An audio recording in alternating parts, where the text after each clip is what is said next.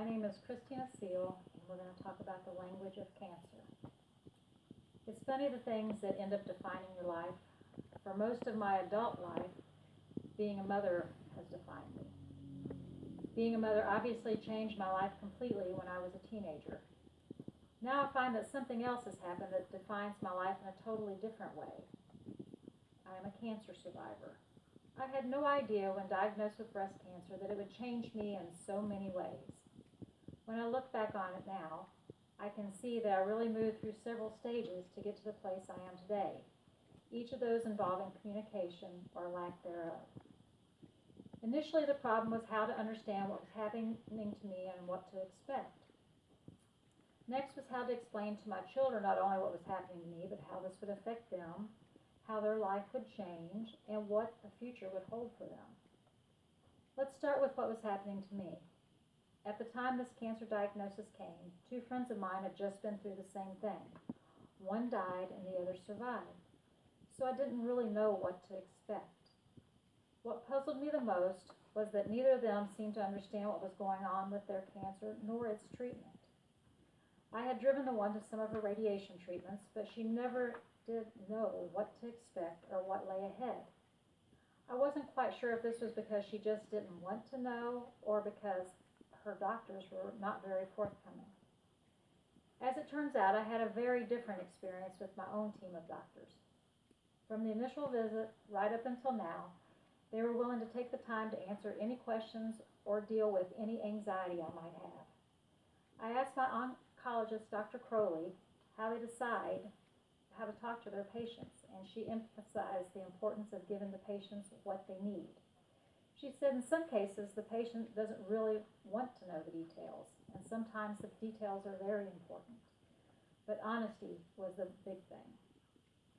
When I talked to the nurses in the chemo department, they expressed the need to be able to discern the level of nervousness or anxiety in each patient. I asked them what they thought about me when I first came in, and they said on a stress level of 1 to 10, I was about a 6. I was very scared, but I tried to keep a positive attitude, and I wanted to know what to expect. I know I was very impressed with both of their kindness and professionalism. They were so helpful and kind, yet if you asked them a question, they could give you a direct and accurate answer. I began to realize that there was a skill involved with being able to talk to people about cancer. I tried to apply the things that I had observed in these professionals when trying to explain what lay ahead for my children, especially my 9 and 11-year-old girls. We started with trying to understand the basics of what cancer was, why I ended up with it, and what the possible outcomes might be. That was probably the hardest part because they knew that a friend of mine had just died from cancer. I tried to stress to them that being diagnosed with cancer does not mean that you're going to die. That nowadays, 1 out of every 3 people who gets cancer survive. I had many things in my favor. I was a lot younger than my friend who died, and we had discovered my cancer in its earliest stages.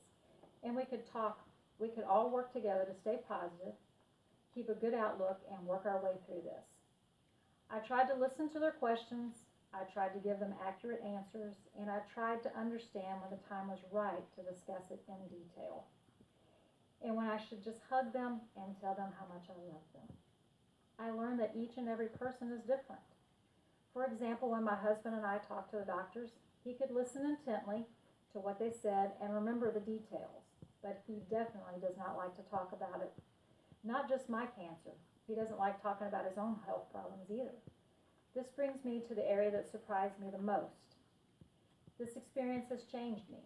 I can no longer remain indifferent to the plight of others who are going through this cancer experience. I wish I could go back and help my friend that died from cancer. I really didn't know what her family and her were going through. They didn't talk about it much. My other friend that survived so far, I would like to tell her to please get the doctors to tell her what's going on and to take a more active role in her care. But I realize that that's not my place. I have learned to really listen to people when they ask how you are.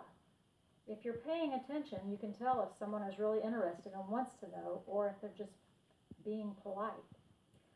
I am ready and willing to talk to people about this terrible disease and help educate everyone about it, but I also realize that some people do not want to talk about it. hear about it, or think about it. I try to respect it even though it is difficult because I feel passionate about it. The bottom line is that I am determined to handle my own self differently. Yes, I am a cancer survivor. Yes, I'm still a mother. And no, I will not stand by passively and let others suffer in silence when I know that some of the biggest help I received came from a few well thought out words from other people.